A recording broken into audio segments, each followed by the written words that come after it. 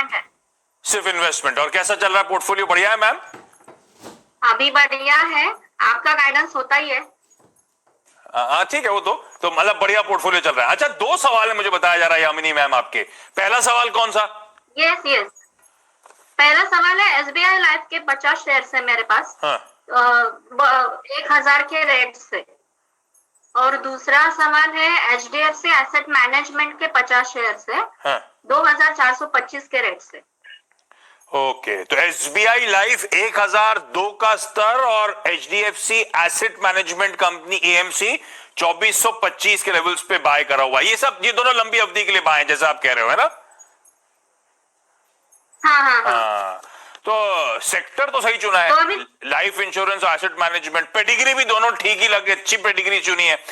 SBI life को एक issue ये है कि आपने हाईज के आसपास पकड़ लिया है ना? ठीक है, मैं एक एक करके आ रहा हूं। ये आशीष सर फिर आपके लिए लॉन्ग टर्म का है। पहले एसबीआई लाइफ, अब इनकी सब कुछ ठीक है, इनकी बाइंग थोड़ी सी ऊपर है, 1000 के ऊपर के लेवल्स पे बाइंग हुई है। लॉन्ग टर्म के लिए रखना है क्या? और रखना है तो कुछ एवरेज करना है या फिर जो है उतना ही खुश रहूं? नहीं, मेरा मानना है कि एवरेज बिल्कुल कर लेना चाहिए स्टॉक्स में। और इनफैक्ट जो जिस भी लार्ज कैप स्टॉक में जहाँ पे आपको आगे 2-3 साल में अच्छी ग्रोथ नजर आ रही हो और आपका जो मेरी परचेज प्राइस से 20% तक गिर गया हो, तो भी मेरी सलाह हमेशा एटलीस्ट जो वेटेड एवरेज प्राइस है वो हमेशा मिल जाता है। क्योंकि जो अगले क्वार्टर के परफॉर्मेंस आएंगे उसमें आप देखेंगे काफी अच्छी ग्रोथ रहेगी दोबारा से एसबीआई लाइफ के जो प्रॉफिटेबिलिटी है उसमें भी। ईयर ओवर ईयर भी कंपनी है, जो सितंबर क्वार्टर था वो उम्मीद से बेहतर रहा था, करीब 28% का उन्होंने ग्रोथ दिखाया था। और मेरा मानना है क्योंकि कोविड का समय है तो ज्यादा से ज्यादा लोग कॉन्शियस हो रहे हैं इंश्योरेंस को लेकर, तो बिल्कुल एसबीआई लाइफ चूंकि एक लीडर है तो यहाँ पर बिल्कुल बेट किया जा सकता है। और मेरा मानना रहेगा कि अगले क्वार्टर के जब नतीजे आएंगे तो ये स्टॉक आपको 875 से 900 के बीच में मिलेगा, तो बेटर है आप यहाँ एवरेज करें। एवरेज कर सके मैम तो कर लें। लॉन्ग टर्म के लिहाज से पिक सही है आपकी, कोई दिक्कत नहीं है। एसबीआई लाइफ ना सेक्टर ना पेडिग्री, जैसे मैंने कहा था, कोई इशू नहीं है स्टॉक के साथ। अच्छा, ये जो आपने स्टॉक्स तो अच्छे चुने, एसबीआई लाइफ, एचडीएफसी, एएमसी, अपने ही आप कॉल लेते हो, अपनी पढ़ाई करते हो या किसी की मदद भी लेते हो मैम? नहीं, मेरे अंकल है नरेंद्र नारखेड़े, उनकी हेल्प लेती हूँ। उनको वो एक्टिव है स्टॉक मार्केट में काफी लंबे अरसे से। हाँ 25-30 साल से है वो स्टॉक मार्केट में। अरे वाह। अच्छा, एचडीएफसी एएमसी अगला स्टॉक है। अब आशीष सर, इसमें लफड़ा ये है कि 50 शेयर है, 2425 की बाइंग है, तो बाइंग तो ठीक है, इसी के लेवल्स के आसपास चल रहा है। लेकिन एक इशू ये है कि वो रैंक अंडर परफॉर्मर रहा है सर। मेरे ख्याल से इसके हाईज जो थे वो 3800 या 3800 के ऊपर के हाईज थे, वहां से पिटा है। ये रखना है क्या लंबी अवधि के लिए? देखिए, ये थोड़ा एचडीएफसी एएमसी में प्रॉब्लम है, जिसके कारण से हमने देखा करीब 1600 रुपए अपने 52 वीक हाई से नीचे आ चुका है और अपने 52 वीक लो जो 1900 है उससे सिर्फ 200-300 रुपए ऊपर ट्रेड हो रहा है। तो उसके पीछे फंडामेंटल रीजन ये है कि जो दूसरे एएमसीज और जो दूसरे एआईएफ जो एक कल्चर आया है या क्वांट बेस्ड जो लोग फंड मैनेज कर रहे हैं वो काफी अग्रेसिवली जो एचएनआई ब्रैकेट है उसको कैप्चर कर रहे हैं। तो जिसके कारण से जो एसआईपी की ग्रोथ देखे या उनके ईयूएम की ग्रोथ देखे, सब तरफ स्लो डाउन है। दूसरी बात यह है कि एचडीएफसी का जो डिस्ट्रीब्यूशन नेटवर्क जो उनका बहुत बड़ा एक पॉजिटिव पॉइंट था, अब वो नहीं रहा है, क्योंकि बाकी भी दूसरी एमसी जहाँ पे अच्छा परफॉर्मेंस है वो भी काफी अग्रेसिवली मार्केट शेयर को कैप्चर कर रहे हैं। जैसे मीर एमसी है, इन्वेस्टको जैसे फंड्स है, वो काफी अग्रेसिवली अब टियर 3 टियर 4 टाउन तक पहुंच गए। तो इसके कारण से आप देख रहे हैं कि इनका जो एयूएम है उसकी ग्रोथ बिल्कुल कम हो गई है या डी ग्रोथ ही हो गया है, तो और प्रॉफिटेबिलिटी में भी कोई इजाफा देखने को नहीं मिल रहा है। तो इसलिए जब यदि आपको वैल्यूएशन तभी मिलता है जब आपको ग्रोथ नजर आती है, तो मुझे लगता है कि आपका जो 2450 के आसपास इस स्टॉक में से मेरा आपको निकलने की सलाह रहेगी। मेरा मानना है यहाँ पर आप कोटक महिंद्रा बैंक जहाँ पे अच्छी ग्रोथ नजर आती है या एक्सिस बैंक, ऐसे स्टॉक्स में आप अपने पोर्टफोलियो को शिफ्ट कर सकते हैं और इसको अपने बाय रेट के आसपास इसमें से निकल जाए। इंटरेस्टिंग। तो कंपटीशन रिलेटेड कुछ चैलेंजेस आ सकते हैं एचडीएफसी एएमसी में, और वो स्टॉक भी इसीलिए हाई से ऑफ हाईज वाकई करेक्ट होकर कामकाज कर रहा है। तो मैम, अगर लंबी अवधि के लिए रखना है तो एक शिफ्ट कर लीजिए। अंकल ने स्टॉक बुरा नहीं सुझाया था, लेकिन दिक्कतें अब ज्यादा प्रोफाउंड नजर आ रही जैसे आशीष सर मेंशन कर रहे हैं। तो अगर लॉन्ग टर्म के लिए रखना है, फाइनेंशियल्स में एक्सपोजर चाहिए, तो कोटक बैंक जो है वो ज्यादा बेहतर नजर आता है, अच्छी ग्रोथ कमा के देगा। हमारा मकसद तो पैसा कमाना है, उसमें ज्यादा आउट परफॉर्मेंस की गुंजाइश बनती है, तो इस पैसे को चाहे तो आप वहां पे स्विच कर लीजिएगा। अच्छा, मुझे बताया गया था आपकी तबियत नासाज है, गला वाला खराब है, आप ठीक है मैम? हाँ, थोड़ा थ्रोट इन्फेक्शन है। हाँ, ध्यान रखने का, ये सीजन थोड़ा गड़बड़ है मैम।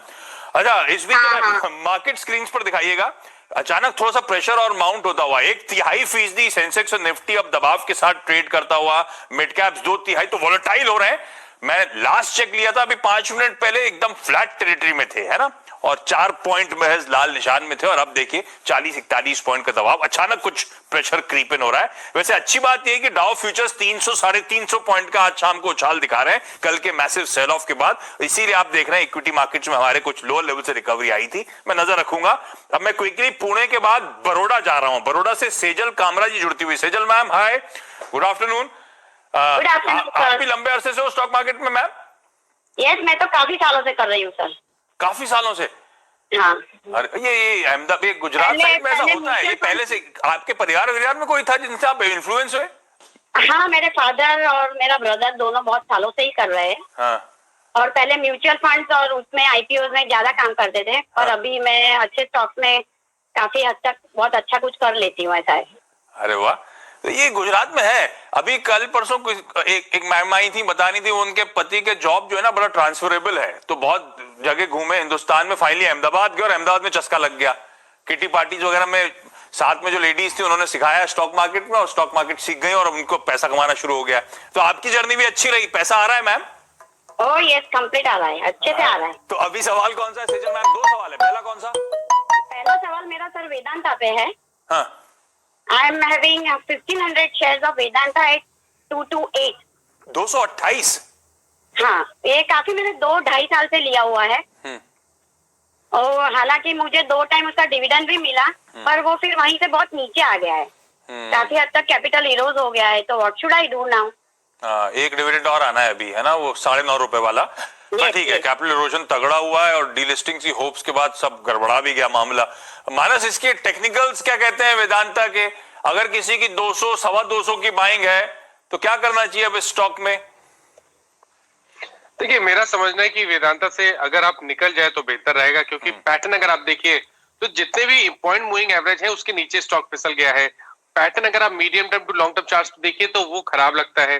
तो बेटर आइडिया ये है कि आपको मेटल में ही आपको अगर रहना है तो जेएसडब्ल्यू स्टील की तरफ देखिए, और उसमें थोड़ा पेशेंस रखिए, थोड़ा समय दीजिए, क्योंकि जेएसडब्ल्यू स्टील के पैटर्न्स को देख के ऐसा और जेएसडब्ल्यू स्टील अगर आपके पोर्टफोलियो में सेजल मैम मेटल्स का एक्सपोजर लेना है आपको, तो वेदांता से बेटर, आपने कहा ही किस तरह से पिटाई हो रही है, किस तरह का मैसिव अंडर परफॉर्मेंस है, कंसर्न्स भी है स्टॉक को लेकर, तो वेदांता से बेहतर है कि जेएसडब्ल्यू स्टील के थ्रू इस मिडिल साइकिल को प्ले करना ज्यादा बेहतर रणनीति। और फंडामेंटली भी खैर ये सच है, जेएसडब्ल्यू स्टील ज्यादा स्वीटली पोजीशन नजर आएगा। अच्छा सेजल मैम, अगला सवाल कौन सा?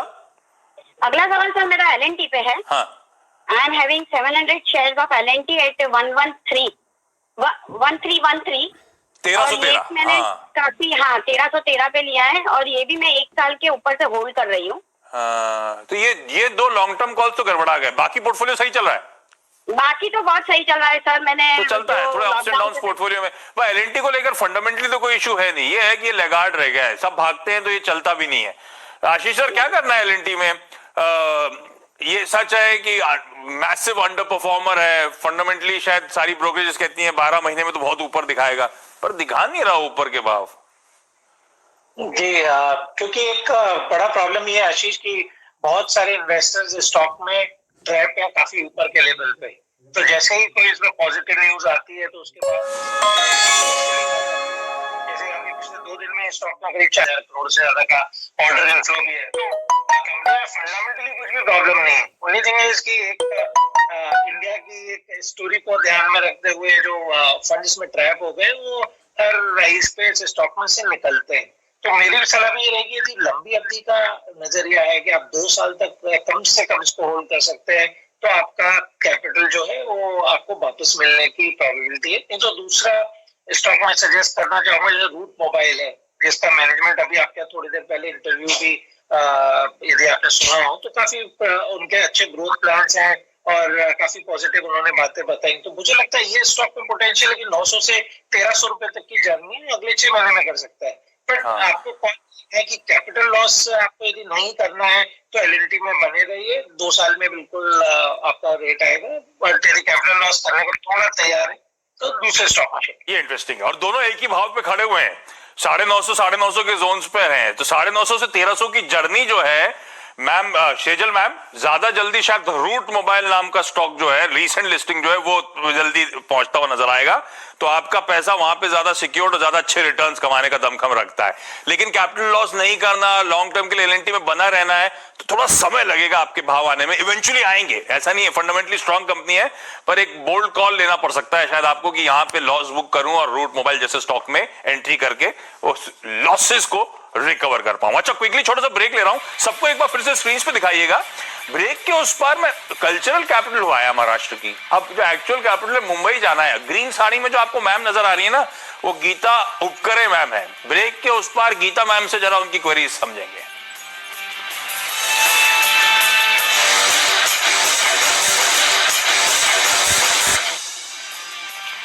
ब्रेक के बाद आपका स्वागत है। 1/3% का दबाव 11,690 के आसपास के जोन्स पर इस समय हम कामकाज करते हुए। निफ्टी बैंक 1/3, तो हल्की सुस्ती, हल्की कमजोरी के साथ ही इस समय कामकाज। लेकिन चलिए मुंबई जा रहा हूं और मुंबई से गीता उपकरे मैम जुड़ती हुई। Geeta ma'am hi, good afternoon. बताएं मैम, सवाल क्या है और लंबे अरसे से आप स्टॉक मार्केट में हो या आप उनमें से हो जो लॉकडाउन में जिन्होंने शुरुआत करी? मेरे पास में टेक्समैको रेल 2500 शेयर है। हाँ हेलो, हाँ मैम, आवाज आ रही है, आप पूछो। हाँ, और मैंने 101 रुपया 50 पैसे से खरीदा था 3-4 साल पहले। हाँ। अभी उसका क्या फ्यूचर है? तो ये जब खरीदा था तो लंबी अवधि के लिए खरीदा था मैम, लॉन्ग टर्म के लिए लिया था टेक्समैको रेल। हाँ। हाँ, ये तो गड़बड़ हो गया है मामला। इस पे तो टेक्निकल राय लेनी पड़ेगी क्योंकि ये उनमें से है जो एक समय में बजट के टाइम पे स्टॉक्स मूव करते थे, अदरवाइज साल भर ऑलमोस्ट डेड पड़े रहते हैं। और आजकल तो रेलवे बजट अलग से है ही नहीं, तो मानस और भी मूड माहौल गड़बड़ा गया है इन स्टॉक्स को लेकर, जो एक साल के एक टाइम पे चलते थे अब वो चलना भी बंद हो गए। अब मैम की दिक्कत हो गई, सही कह रही है, 2017 एंड 2018 एंड के शुरुआत में मेरे ख्याल से स्टॉक उन लेवल्स पे था 100 रुपए के आसपास। तो 100 की खरीद पिछले 2-3 साल से रखा हुआ है, आज ये स्टॉक 24-25 रुपए पे है, क्या करूं? देखिए पैटर्न में तो अभी भी ऐसा लगता है कि बेरिशनेस है, lower tops lower bottoms clearly दिख रहे हैं। और अगर आपको याद हो तो कुछ मंथ पहले एक बाउंस बैक देखने को मिला था, लेकिन उस टाइम पे स्टॉक अपने 200 डे मूविंग एवरेज के ऊपर सस्टेन नहीं हो पाया था आशीष जी।